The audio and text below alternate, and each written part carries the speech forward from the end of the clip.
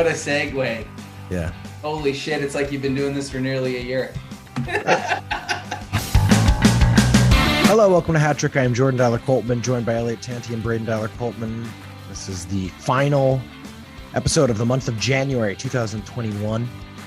This will come out on the 31st, tomorrow, Monday. If you listen to this now, it's the last day of January. Welcome to almost the beginning of February. Boys, how you feeling? End of January. How are your resolutions doing? Have they made it through a month? Braden?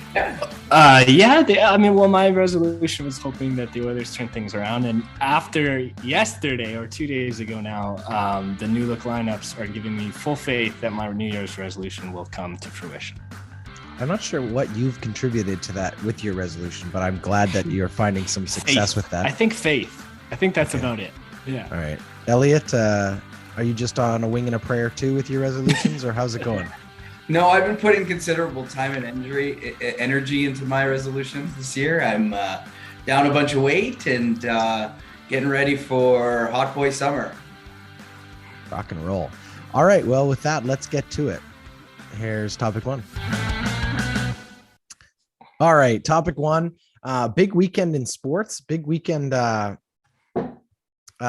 Just big weekend in general, but lots going on, and especially some of the things we've been following on this show. We got a good taste of what has continued to be a really exciting year. I guess crossing over into 2021 and into 2022, but the really exciting time of year for Soccer Canada and the men's national team, who are they're undefeated. They're on a roll. There is something special about this group of guys, and it's starting to feel like the World Cup could very, very possibly be a real thing for us next time around the sun here in December next year when they go to Qatar. It's so exciting to see how well this team has done. It is no longer sort of chance and luck. They are really good. They are playing really well and up against two big opponents in the last week, of course, finishing Sunday with a very decisive 2-0 victory over the very good USA.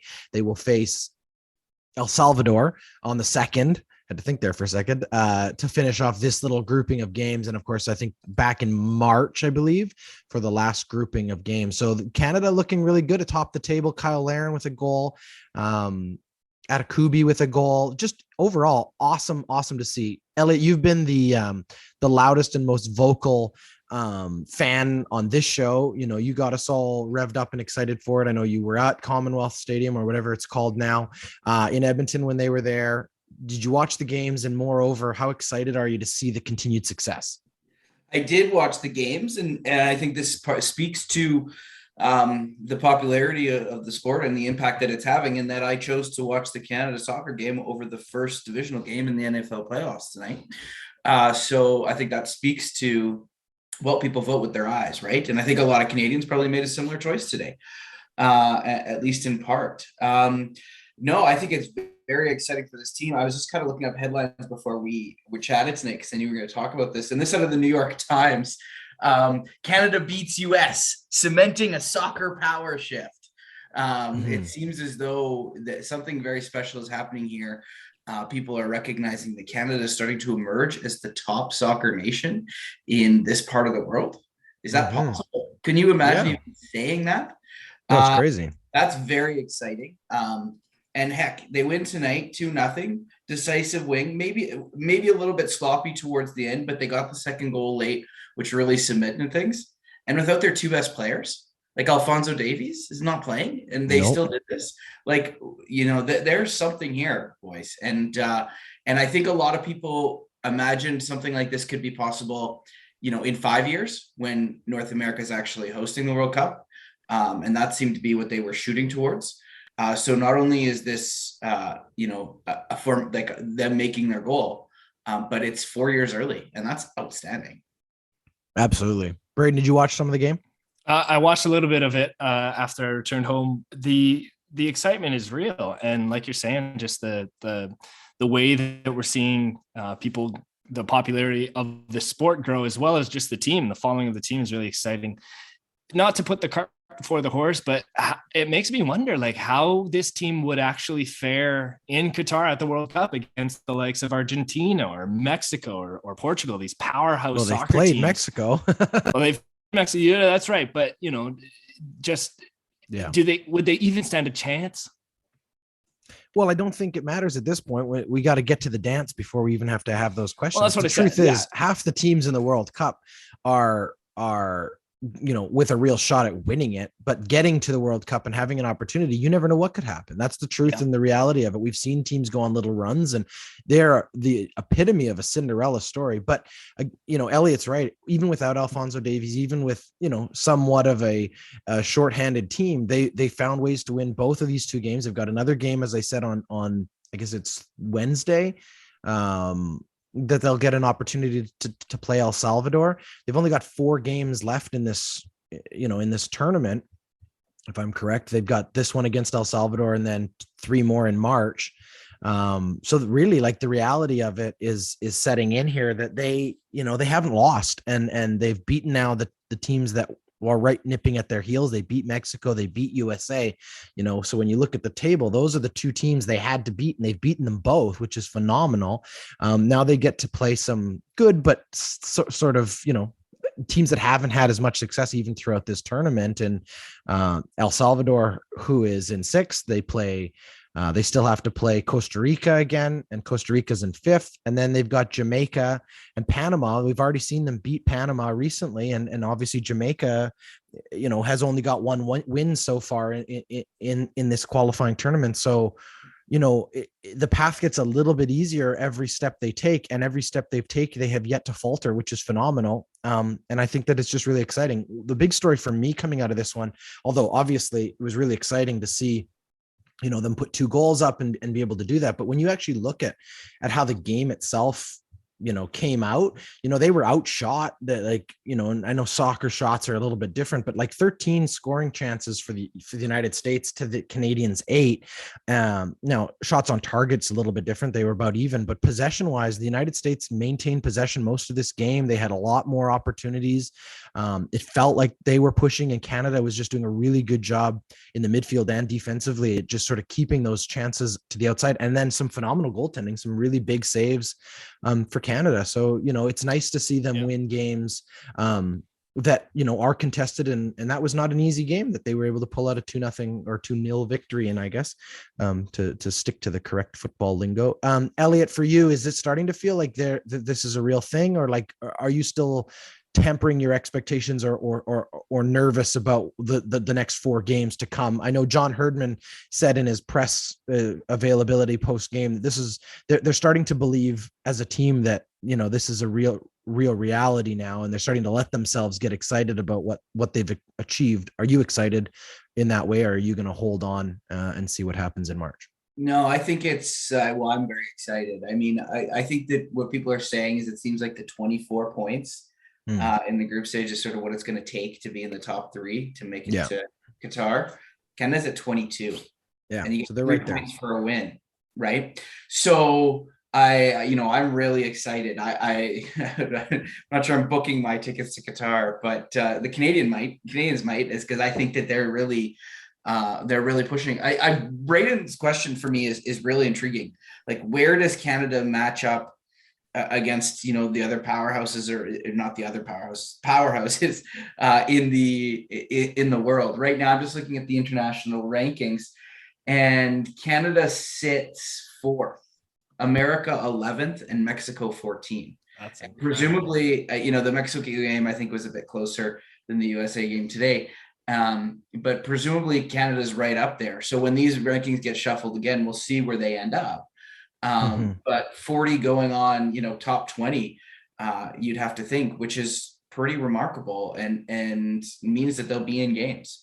And again, without their best players. So, I think I think this is why you play the games and you do the World Cup qualifying. I think this Canadian team's proven that this is that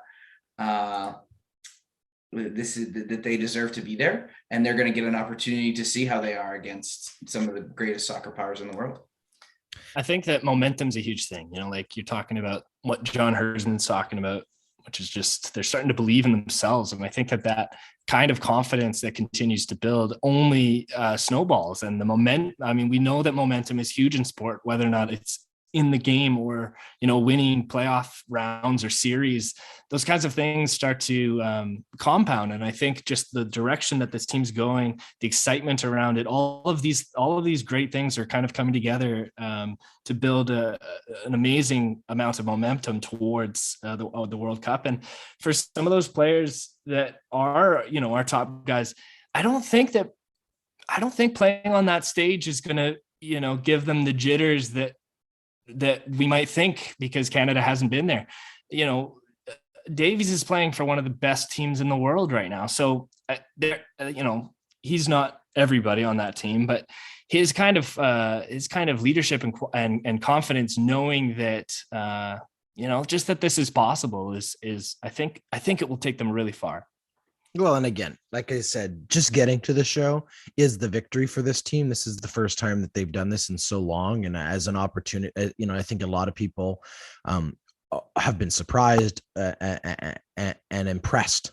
And again, not just in this country, but around North America. And now I think the world's starting to go, especially, the people who are following soccer closely, going, wow, Canada's really come a long way, and they've done it quickly. And I think, we've said this a few times already on the show, but I think you can't have this conversation and not continue to discuss how amazing a leader and how amazing a coach John Herdman is, and how important he is. I don't think there's a more important, coaching figure right now in Canada, regardless of sport, regardless of team. Like, you want to talk about a guy who has literally just had success, follow him everywhere he's gone, developed a program for the women that has found them success even post his tenure. They won the gold medal at the Olympics in large part because of the program that he was the architect of. And no credit should be taken away from the women who went out there and won those games and won that thing. But coaching in soccer is so important, especially at the international level, because you're pulling together players from all over the globe who are playing for club teams and all of that. And it's even harder, I think, in the men's side of it, just because of the global nature of the sport, to be able to get these guys to commit to coming over for these games. And it really does feel like the commitment from these guys is at the highest level it's ever been.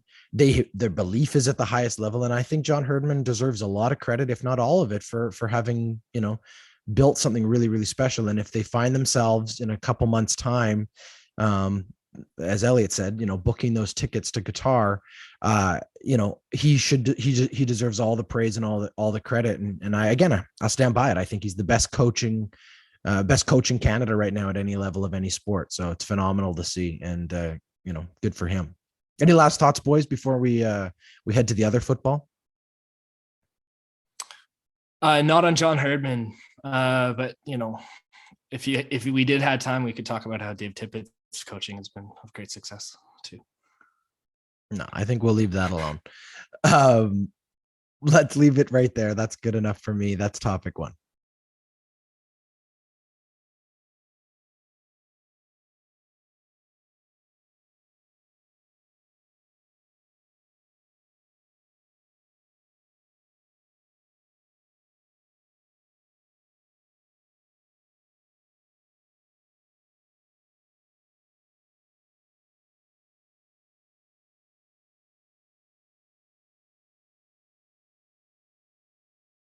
All right, let's go to topic two here. And as I teased off of the last topic, we are going to stick with football, but it's going to be the other football, American football and the NFL. And for the last couple of weeks, we've been following the playoffs and enjoying just the dramatics of it, the fireworks of it. We all joked about, along with everyone else, it felt like in the sports media world, about the greatest weekend in the history of football, and sort of the hyperbole of how great last weekend was. Well, this weekend, with the two games that were on the slate for Sunday, the championship games in the AFC and the NFC, I mean, they didn't disappoint. We had fireworks right down to the end, another overtime game, some surprising storylines. And I know that all three of us, enjoyed the dramatics, and I'm sure most of America and North America who have been following this did. Let's start with the early game, which of course is the Cinderella story, and wow. I mean, the Bengals are going to go to the Super Bowl. The lowly Bengals, who 2 years ago were the worst team in the league, drafted a quarterback, and I think they are living proof of how important a one player can be for the fate of an organization. And Joe Burrow has really demonstrated that it doesn't matter what Tigers uniform he's suiting up in. He is special. He's one of this young crop of quarterbacks, and he's going to take his team all the way to the Super Bowl in his sophomore year. The last Joe to do that was a man named Joe Montana. The Bengals have been to 2 Super Bowls previously. They were in Super Bowl 16 and Super Bowl 33. That was in 81 and 88, but they lost them both. And here's the funny storyline, boys. They lost them both to the 49ers, who, of course, they will not be facing in a couple weeks' time, but they lost both those Super Bowls. So they are still, as a franchise, seeking their first championship. Wow. Who wants to jump in here first on that Bengals victory in overtime? I mean, everyone crying and bemoaning how the overtime rules worked against the Buffalo Bills last week has to start to question whether or not maybe their takes were a little too spicy coming off that one, because the truth is, if you can stop the offense, you can win it. The coin toss didn't determine this one. And the other one, just I'll throw one more weird stat out at you. Did you know that we continue now, because of the loss by the Chiefs, to yet to have a team win back-to-back overtime games in the history of the NFL playoffs? No team has done it yet, and Kansas City is no different. Mahomes and the Kansas City team has to pack up early.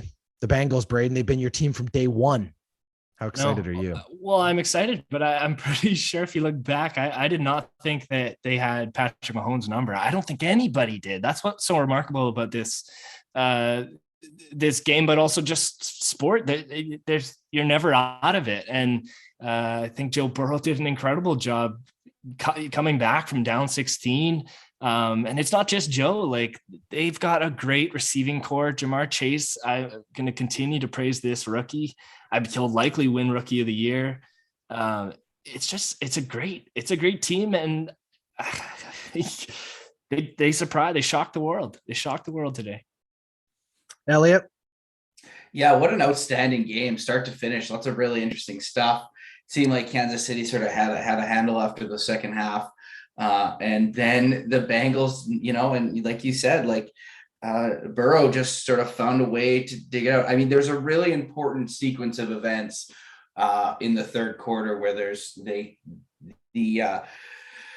Bengals kick a field goal and then immediately intercept the ball and come down for another 7 points. And I think that sort of was the moment where you felt the momentum flip, and you felt like there was a sense of belief amongst the Bengals. And I thought that was, and that can be so powerful in football. And if games stay close, what we've seen in the NFL is if games are close going into the last 5 minutes of a game, like within one score, anything can happen. And I think, that's where the Bengals got it to. The only disappointing thing, it was funny you mentioned the OT off the start. The only thing that pissed me off about this game was that it went into overtime.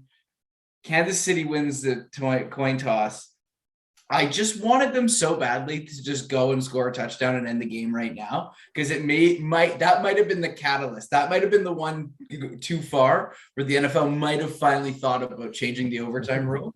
But instead, of course, as you said, the Bengals get a stop on an outstanding defensive play, actually, not by the person who intercepted the ball, but the guy that was covering the receiver, and then managed to go down to into the Kansas City zone and kick a field goal to win.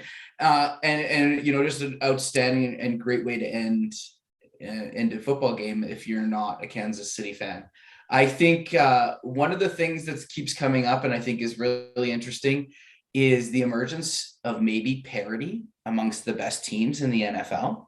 Now that the New England sort of dynasty time is over, and obviously he had another go with the Bucs last year, but now that there's the overall best team has sort of disappeared or fallen back to the pack, you're seeing a real parity amongst teams. And I think that's emblematic of the scores last week and then the scores this week too. And that's really, I'd rather have that than. Oh yeah, I'm sure everybody would. So that's great for the sport. Well, and as Elliot said, what a crazy game, right? Like Kansas City goes up 21-3 and then gives up 21 unanswered points. The Bengals are the first team in the Mahomes era to hold Kansas City to a field goal in the entire second half, including overtime. So give their defense as much credit as their star quarterback, but their quarterback, as you said, just kept making plays and they were able to find ways to hold them back. The other little asterisks I'll add, because everyone has continued to talk about the great couple years we've had as Tony Romo as a color commentator and as a bit of an aficionado of announcing. I got to say, multiple times there near the end of the game, Tony Romo did that weird thing he's capable of doing where he anticipated what was going to happen before it happened. I don't mean what play was going to be called, but literally the scenario where at one point he said it'd be really bad if they fumbled the football here and that would be it, and the Bengals would win it. And right off of the next play, Mahomes fumbled the football. Luckily for them, Kansas City was able to fall on it, but it was like he had just written it in the stars and it was destined to happen. And then 3 throws in overtime, and the first 2 are nearly picked, one like right out of his hands. And then Tony Romo said, "You don't think he'll throw a third one like that, do you?" Bang, tip, intercepted, and just like that, the Bengals have control again. And it comes down to kicking at the end, like last weekend did, and great job by football for a reason, the Bengals. Hey? Oh, there you go. Let's jump to the other game really quickly, because then we can talk about the matchup for the Super Bowl. Obviously, the LA Rams heavily favored against the 49ers, but the 49ers are really good, and I think took the Rams a little bit by surprise early on in this game, pushed them. And again, not a high scoring game. It was 2017 in the end, but a game that came right down to some really big plays by the Rams. They had, a deficit to make up in the fourth quarter, and they were able to score 13 unanswered points in the fourth to take the lead and win it by again, a field goal. For me, as I picked the Rams last week, I said, I believe the Rams are the best team still in it. And now, well, other than maybe Kansas City was at the time on paper, but I believe the Rams were destined to host the Super Bowl, which now they will.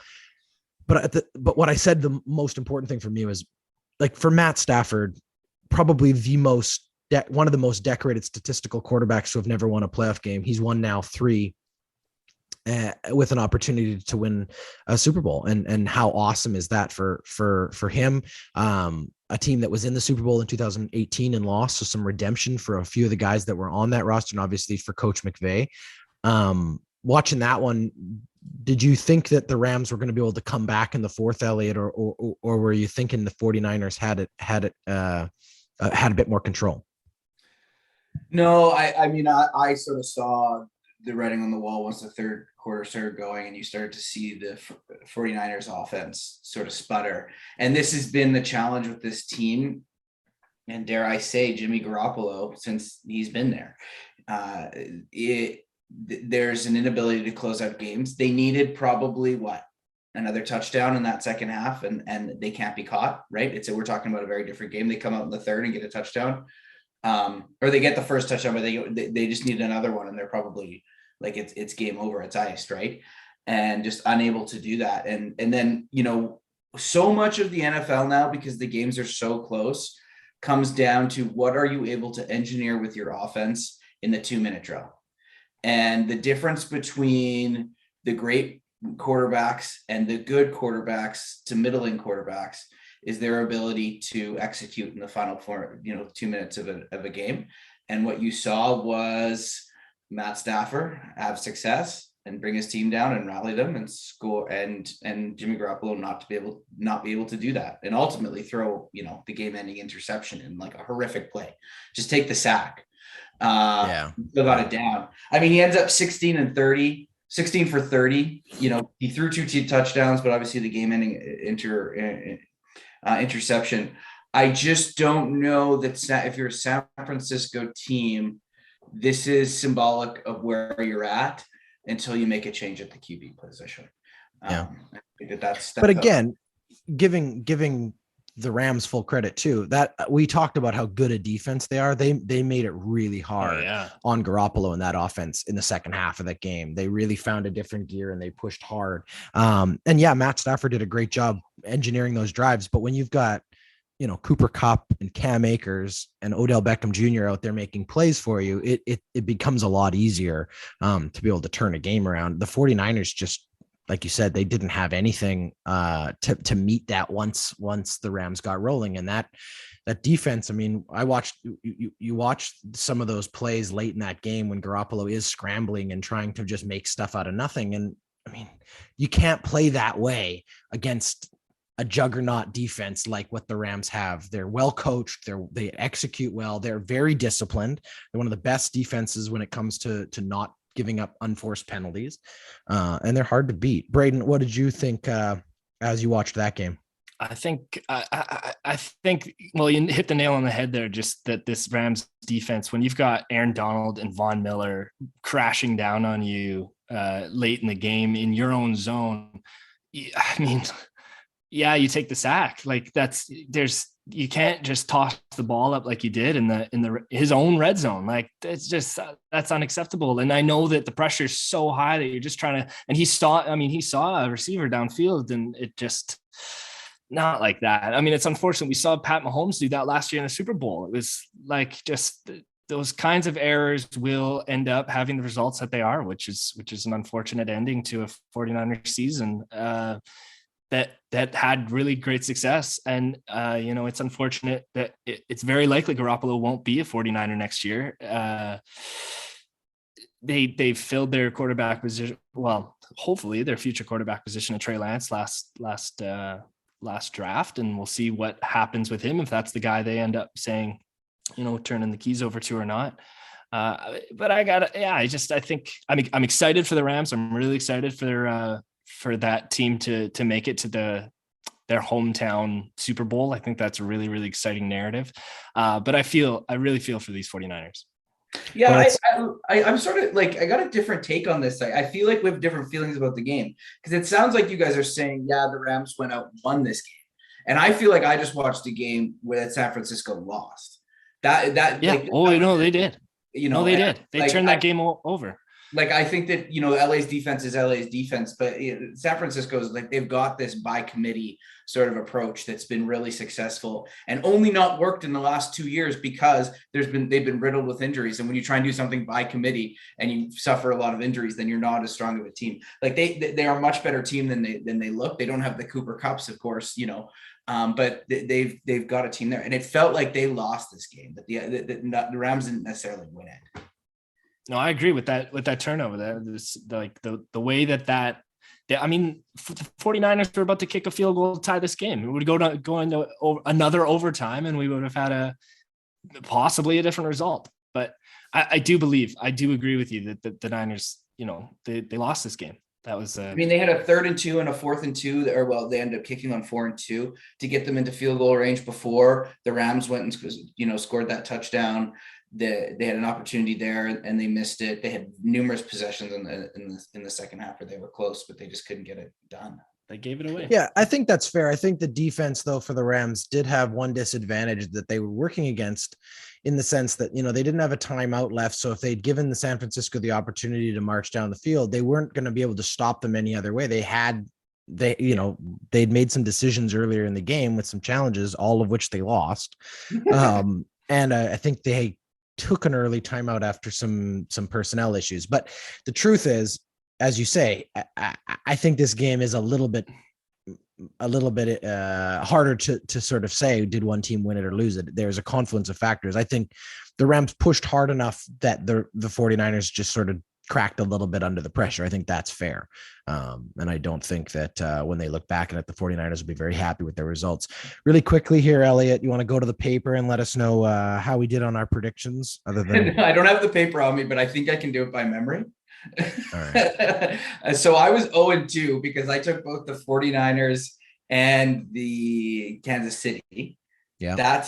That was me. Jordan, I think you were 2-0 because you took the Rams and you took the Bengals because you were having fun with us. So well done. Was I? You listened back. You were. Was I? You were like devil's advocate. I'll take the other two. Yeah. Of course. Someone had to take him. Yeah, Braden, I think you were 1-1, right? You went with the Rams and you went with Kansas City. Yeah. So NFL football, I know nothing about apparently, which it also explains my fantasy football results this year as well too. Nice. Well, the Super Bowl is set for February 13th. It'll be the Bengals and the Rams. We'll talk about it maybe next week as a proper preview of it because we've got the extra week off for the Pro Bowl, obviously. So we don't need to go too much into it. But just really quickly, now that we know the matchup, we won't do our predictions yet. We'll save that. We'll give ourselves a little bit of time, see how Vegas comes out with some lines before we make some decisions here. But first, both fourth place teams in their respective conferences. So that's kind of fun. A couple big storylines, I think, that will be part of the narrative throughout the 2-week lead up here. The biggest one being we have two of the youngest coaches to ever meet each other in a Super Bowl, Sean McVay, who is 36, and Zach Taylor, who is 38. And Zach Taylor falls into the category of being a disciple of the Sean McVay coaching tree, having previously been one of his coordinators in LA. So you've got this, the protege and the savant storyline here with McVay, who a lot of people have sort of talked about as being the catalyst of this new wave of young coaches, along, with both the other guys, a couple of the other guys in today's matchups, in Shanahan too, who's obviously very young, but Zach Taylor coming up against Sean McVay. Any long range, things that you're excited about for this Super Bowl matchup? Obviously the Rams get to host it. Elliot, last thoughts on this? Yeah, I just think, that piece is an embodiment of what I think this is, which is a lot of really interesting stories in this matchup. I think you have Joe Burrow and his entire thing. I think he's now the only first overall draft pick quarterback to have gotten to a Super Bowl in his second year or something weird like that. There's some weird stat that way. Similarly, I mean, the Rams at home for, that in and of itself is something unique. They've basically sold the farm to get to this point. So now it's about getting across the finish line. But, I think the way that these two games ended with the Bengals winning their game and the Rams being gifted their game, I think it makes the line on this upcoming Super Bowl, I think it's going to be a lot closer than we think. I think these two teams are going to come out more evenly matched when we think about it. And I think the Vegas line is going to be a lot closer than many people would have anticipated, with the Bengals making it to the Super Bowl. I love the history. I love the history lessons here. So let me just give you a quick amendment to what you just said, only because the minute you said it, I thought that's fascinating. Second year quarterbacks in the Super Bowl. We have 3 winners and 2 players who have appeared but not won. Does anyone want to take a guess at any of these players? So 2 guys who were started Super Bowls but lost them in their second years, and 3 quarterbacks who won Super Bowls in their second year without Googling. Yeah, I see you typing away there, Elliot. How recent? Well, like within the last 10 years? Yes. Okay. Yes. One of them was in the last 10 years. The other 2 were not. Carson Wentz. Nope. Yeah, he took the Eagles. Oh, he was injured. He didn't win that. Nick Foles won that. Yep. Think of a different bird. And for the record, I first overall draft picked quarterbacks to go. Oh, all right. I thought you said second year. That's very specific. Now we're getting first overall player in their second season with blonde hair, who played previously in a Southern State University. I said Jared Goff doesn't count. Then he was not a second year player. Yeah, I'll give you the numbers. So the 2 guys who played but didn't win were Dan Marino, because obviously he never won a Super Bowl, and Colin Kaepernick. Hold on, I'll give you 49ers. Right. All 3 of the guys that won in their second year played this season. That's true. All 3 of them did play this season. 2 of them for the last time. Roethlisberger. Yeah, Roethlisberger's 1. Russell Wilson is number 2. With Seattle in his second year. Second year. Wow. And I'm gonna that was his second year. I'm going to leave the third one off the list because we're going to get back to it in topic 3. All right. That's topic 2 for now.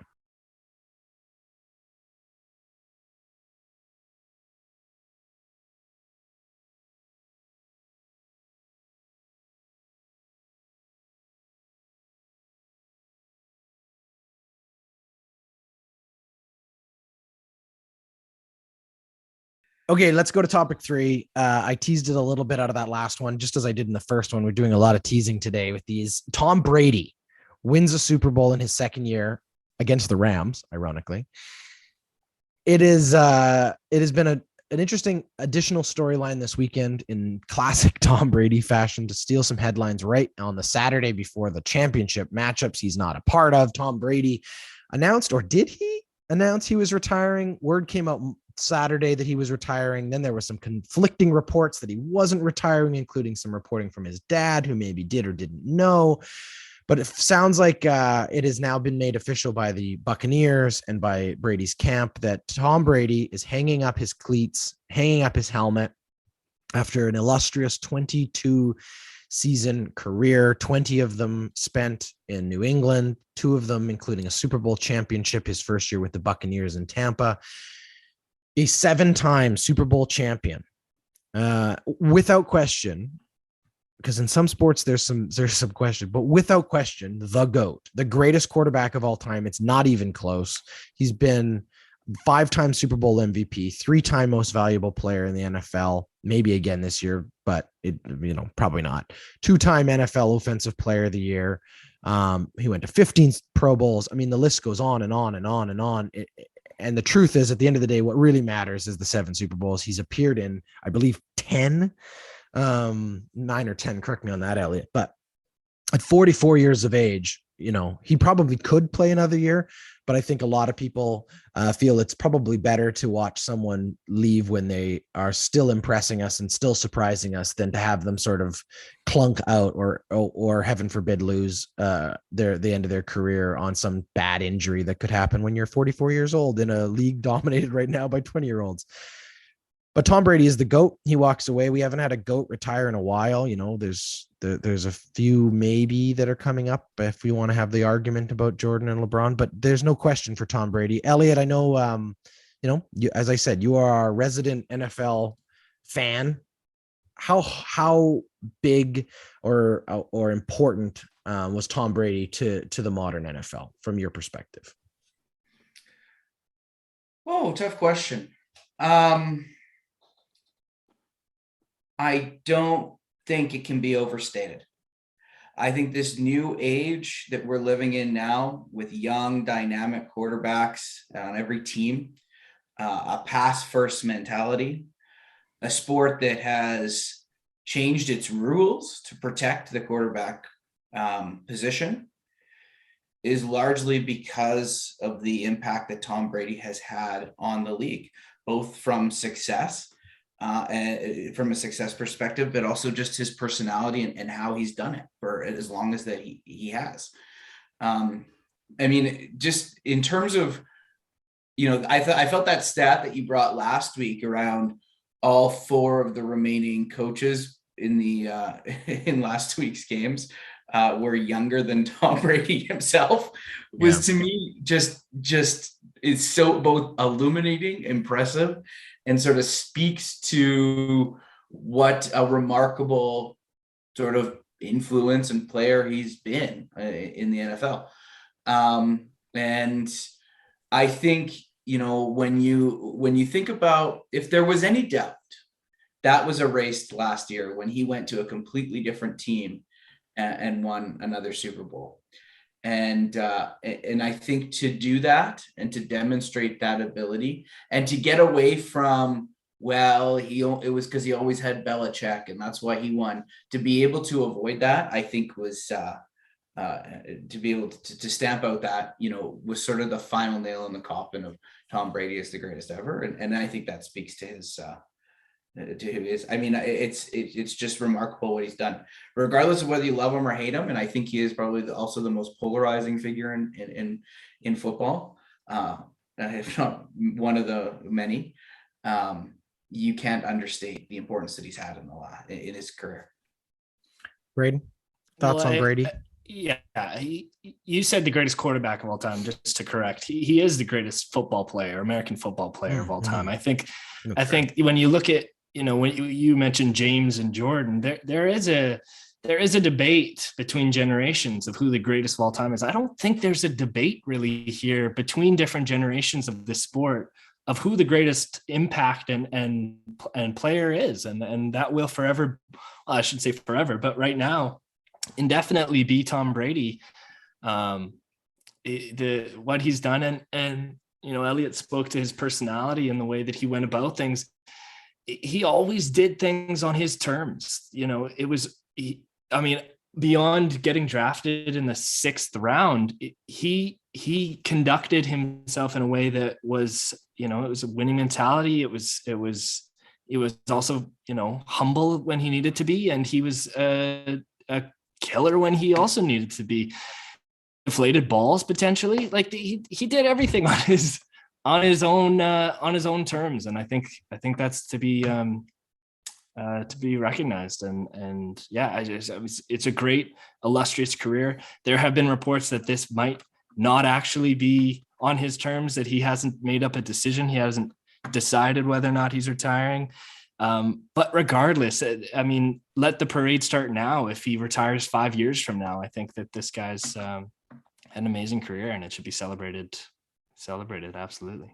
Yeah, I don't think there's any question. He's the greatest of all time, period. End of conversation. And it's not even close. There's a few, different GOATs we look to, Gretzky being one for a sport we're all very close to. And, there's a couple of those records that Gretzky holds that you go, those probably aren't being touched. Ovechkin might catch him in goals, but do you know that if you remove all of Gretzky's goals, his assists alone are more points than any other player in the history of the league? He's still the greatest of all time with just his assists. Well, here's some of Tom Brady's craziest statistics for you. And some of these are kind of weird, but he has 7 Super Bowl wins, as I mentioned. That's more than any franchise. There is not a franchise in the league that has 7 Super Bowl wins, which also means that his the only team that's appeared in 10 Super Bowls, which is the number he is the New England Patriots. No other team has as many appearances as him, except for one of the teams he played for. There are only 3 teams in the entire NFL who have more playoff wins as a franchise than he does as an individual, which is insane. He's won more playoff games than 13 of the franchises have even appeared in. He's a Super Bowl all-time leader in completions, yards, and touchdowns, and it's really not even close. He's 2,000 more yards ahead in that category. He's 10 more passing touchdowns than any player, and he's 21 ahead in completions. And here's another one about the longevity of it. No other quarterback has ever played in a Super Bowl past 40. He played in 3 past 40. So the longevity of his career, I think, also goes to part of his legacy. He not only, as Elliot said, sort of defined the generation as quarterbacks. And look, it was him and Manning, and there was all these comparisons, but the truth is he outlasted every one of his contemporaries. He continued to evolve. At one point, he completely redeveloped and rebuilt his body to be able to last longer, he basically turned himself into a cyborg. He's probably in better shape than some of the guys he's playing with right now who are half his age. He's played in 18% of all Super Bowls ever played. I mean, it's insane. These numbers and statistics will go on, and these records are very unlikely to be touched by players, just because, as Elliot also brought up in a previous topic, there's more and more parity, I think. Bill Belichick and Tom Brady dominated the NFL with those Patriots for over a decade. In a way that I'm not sure we're going to see again for a while. We've already seen a team like Mahomes and these Chiefs who have been to 4 straight championships. They're still not even able to sort of close the deal every single year. There are teams who are pushing them and pushing them and pushing them. And Brady with those Patriots, it was like a sure thing. We always joked about it, but it's like when you give Tom Brady the ball with 2 minutes left on the clock, you're losing. It's just the reality of it. He always found a way to make it work. Always found a way to win. He's, I think, the most iconic American athlete of the century.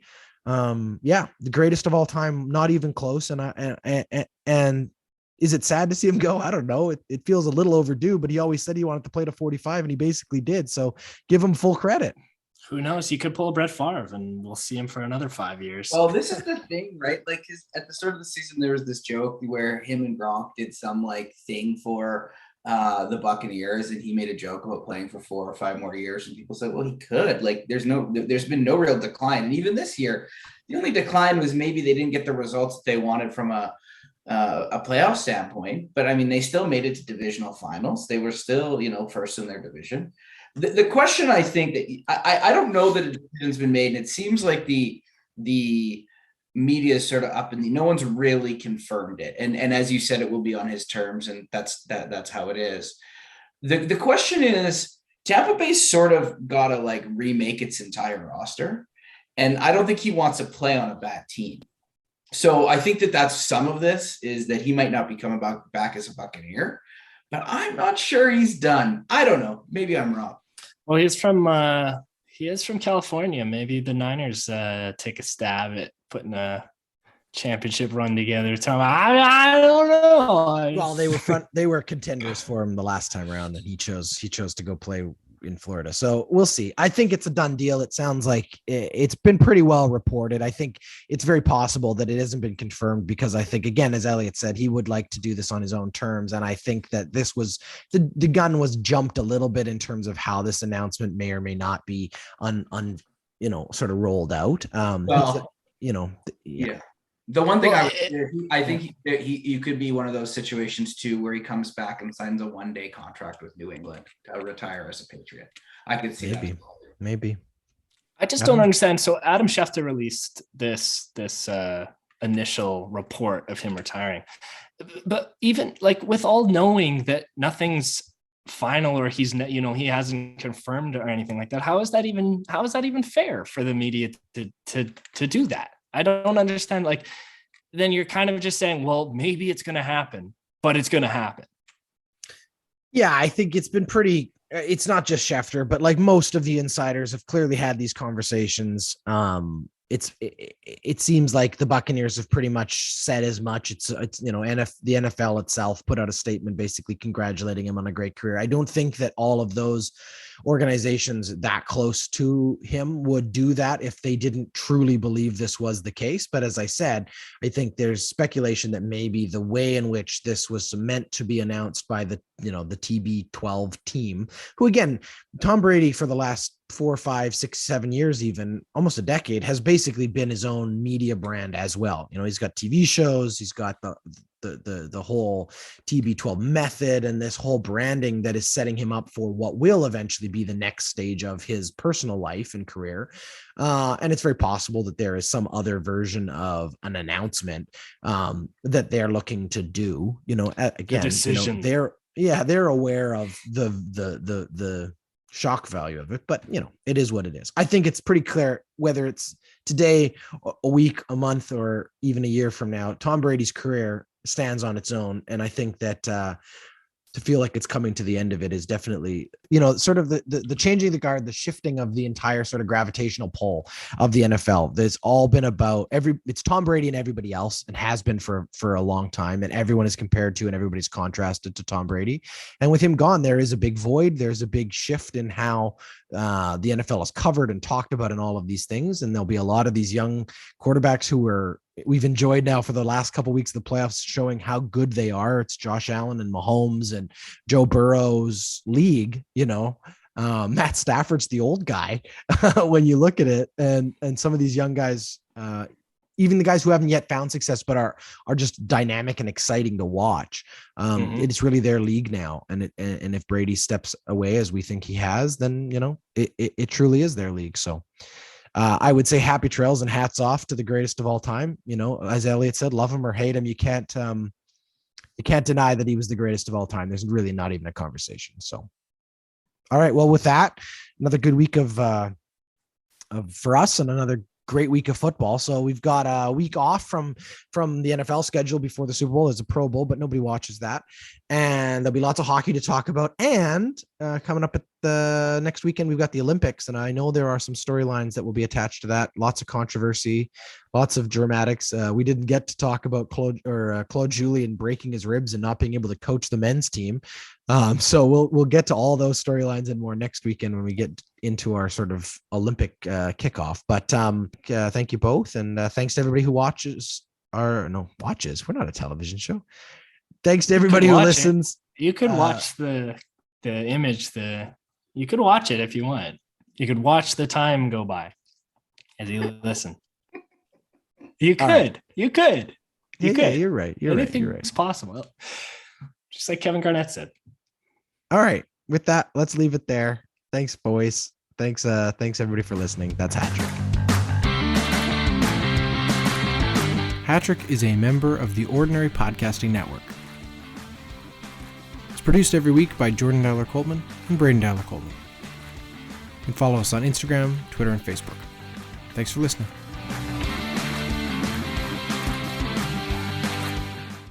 That was really helpful, Braden. Thank you for that. You're welcome. That's what I'm here for.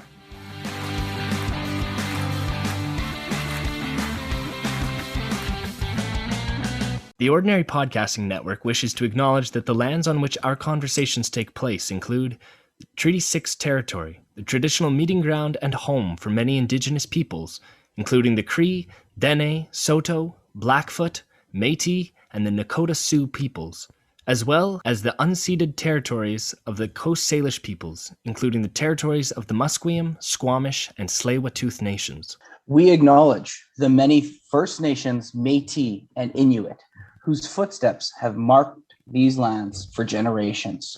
And we extend our appreciation for the opportunity to live, create, and share stories on these territories. The Ordinary Podcasting Network intends to engage in conversations and dialogue which acknowledge that reconciliation is not a destination, but a journey, and that we remain committed to practicing our craft in a decolonized space.